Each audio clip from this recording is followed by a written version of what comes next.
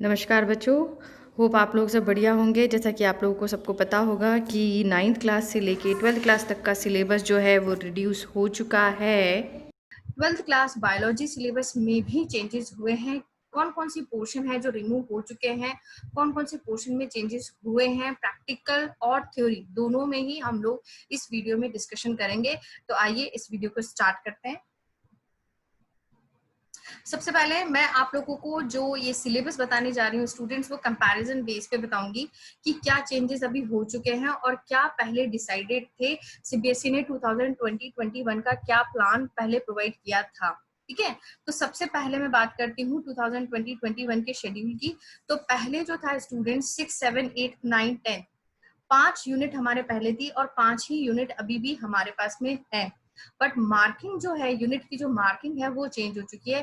कौन कौन सी यूनिट की मार्किंग चेंज हुई है, अगर हम लोग पहले वाला देखते हैं तो 6, 7, 8 इनकी मार्किंग जो थी 14, 18, 14 थी और 9th और 10 यूनिट की मार्किंग जो थी वो 10 और 14 की थी।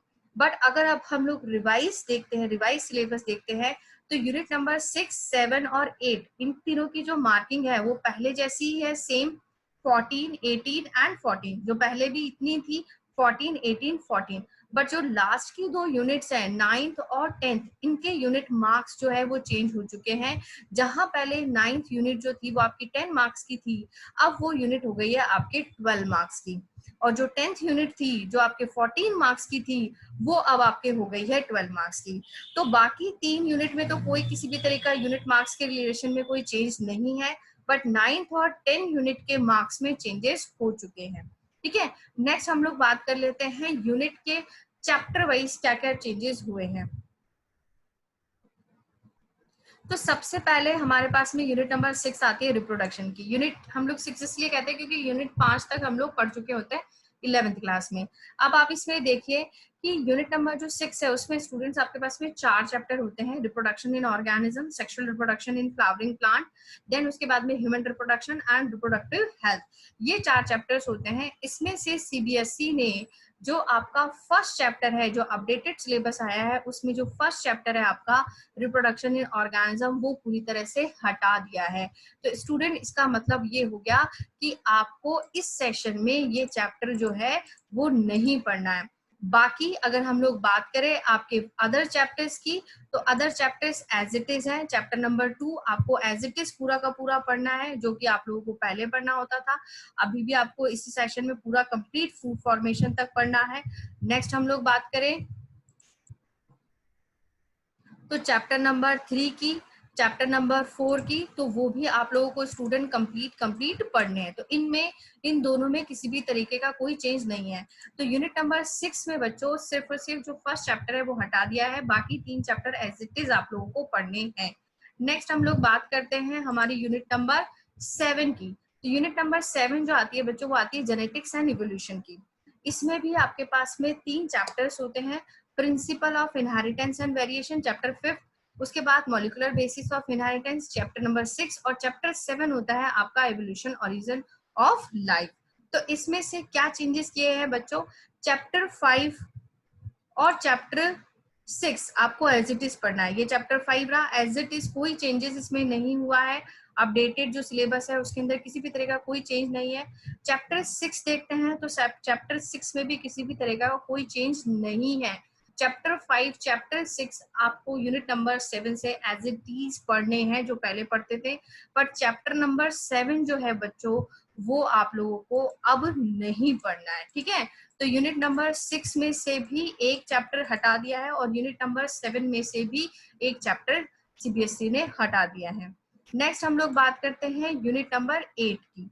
तो यूनिट नंबर 8 जो आती है बच्चों आपके आती है बायोलॉजी एंड ह्यूमन वेलफेयर की। तो बायोलॉजी एंड ह्यूमन वेलफेयर में आप देखें तो हमारे पास में भी 3 चैप्टर्स आते हैं। इसके भी chapter number 8 human health and disease, microbes in human welfare, और चैप्टर नंबर 9 होता है हमारे पास में strategies for enhancement in food production. तो इस यूनिट में से भी सीबीएसई ने एक चैप्टर हटा दिया है।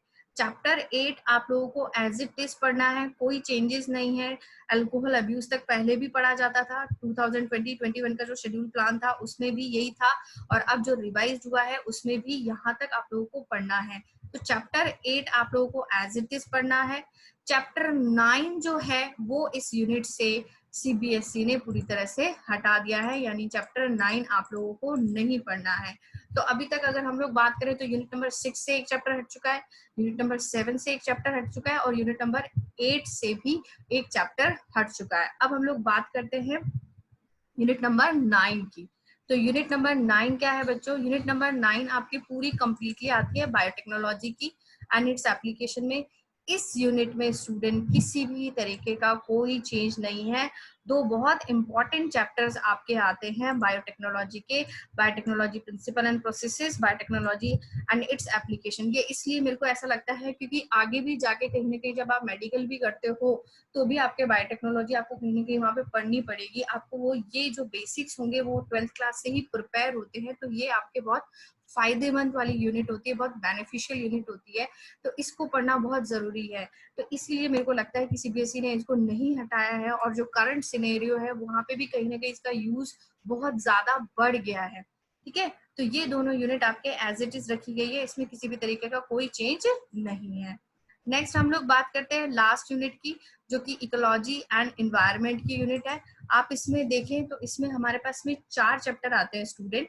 4 चैप्टर कौन कौन से हैं? एक आता है आपका ऑर्गेनिज्म एंड पॉपुलेशन, दूसरा आता है आपका इकोसिस्टम, तीसरा आता है बायोडाइवर्सिटी और चौथा आता है आपका इन्वायरमेंटल इशू। इसमें से सबसे ज्यादा चैप्टर सीबीएसई ने हटाए हैं। ठीक है, तो सीबीएसई ने इस पूरी 10th यूनिट में से 2 चैप्टर्स कंप्लीटली रिमूव कर दिए हैं। चैप्टर 13 एज इट इज है, बट चैप्टर 14 जो है बच्चों वो हटा दिया है, जो कि है इकोसिस्टम। ठीक है, तो अपडेटेड जो प्लान है उसके अंदर चैप्टर नंबर 14 नहीं है। नेक्स्ट हम लोग बात करें दूसरा कौन सा चैप्टर हटाया है, तो चैप्टर नंबर आपका जो 16 है वो भी सीबीएसई ने हटा दिया है। ये इन्वायरमेंटल इशू वाला जो चैप्टर आता है वो भी आप लोगों के हटा दिया है, तो ये भी आप लोगों को इस सेशन में नहीं पढ़ना। तो इस यूनिट में से आपको 2 चैप्टर्स नहीं पढ़ने हैं। तो यूनिट नंबर 6 में से एक चैप्टर हटा दिया, 7 में से एक चैप्टर हटा दिया, 8 में से एक चैप्टर हटा दिया और 10th में से आपके 2 चैप्टर्स हटा दिए। तो ये तो बात होगी हमारे थ्योरी सिलेबस की। नेक्स्ट हम लोग बात करते हैं बच्चों हमारे प्रैक्टिकल सिलेबस की, क्योंकि वो भी बहुत इंपॉर्टेंट है, प्रैक्टिकल भी बहुत इंपॉर्टेंट होते हैं। तो प्रैक्टिकल में आप देखें, प्रैक्टिकल में भी काफी चेंजेस किए गए हैं। जो बेसिकली ए पार्ट होता है जिसमें कि लिस्ट ऑफ एक्सपेरिमेंट होता है, मार्किंग जो है उसमें किसी भी तरह का कोई चेंज नहीं है। मेजर एक्सपेरिमेंट वही 5 मार्क्स का है, माइनर आपके 4 मार्क्स का है, स्लाइड प्रिपरेशन वही आपके 5 मार्क्स की है, स्पोर्टिंग आपके 7 मार्क्स की है, उसमें किसी भी तरह का कोई चेंज नहीं है। बट जो एक्सपेरिमेंट थे पहले जितने करने होते थे अब आपको उतने नहीं करने होंगे। क्या क्या चेंजेस किए हैं आइए देखते हैं। सबसे पहले मैं बताऊं आपको, जैसे पहले पहले जो था आप लोगों को, जैसे सबसे फर्स्ट था temporary mount to observe pollen germination, वो एज इट इज लिया गया है। Study soil from at least 2 different sites, वो भी एज इट इज ली गई है सेकेंड वाली। थर्ड जो है water from the 2 different water bodies, वो भी एज इट इज अभी अपडेटेड सिलेबस पे रखी गई है। फोर्थ जो था study of the presence, study the presence of the suspended particular matter, तो ये जो है फोर्थ वाला ये हटा दिया है अभी रिवाइज सिलेबस में। ठीक है स्टूडेंट, तो फोर्थ वाला आप लोगों को हटा दिया है। नेक्स्ट हम लोग बात करते हैं और क्या क्या हटाया है।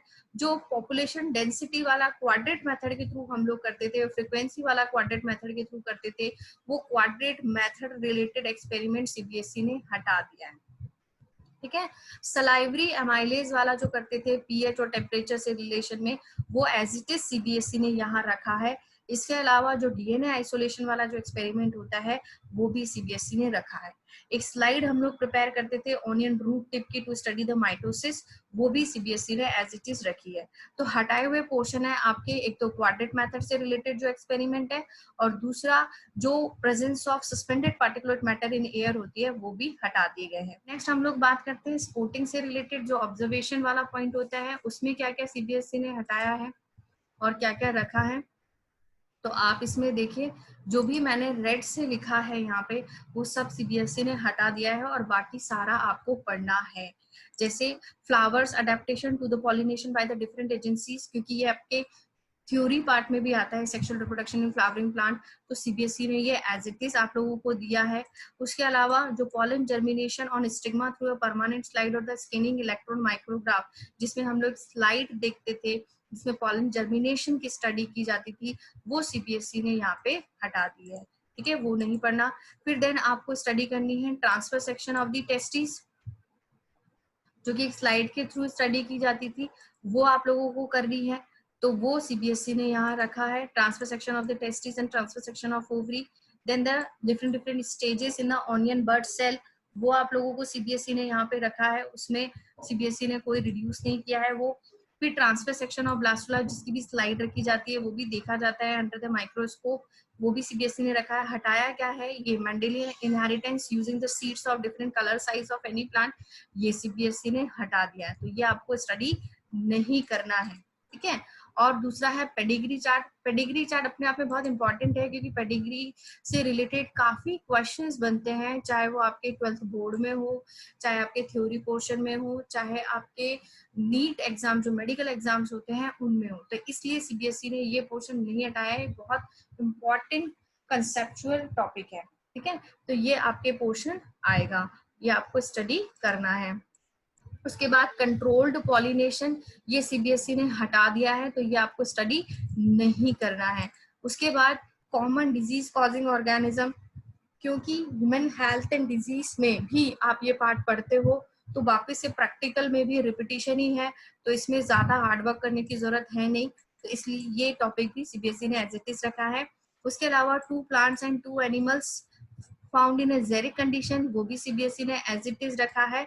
And 2 plants and 2 animals found in aquatic condition, वो भी सीबीएसई ने एज इट इज रखा है। आपको ये वीडियो समझ में आ गया होगा, आपको अपना रिवाइज सिलेबस समझ में आ गया होगा। कोई डाउट हो तो आप कमेंट बॉक्स में लिख देना या फिर मुझे बता देना, व्हाट्सएप मैसेज कर देना।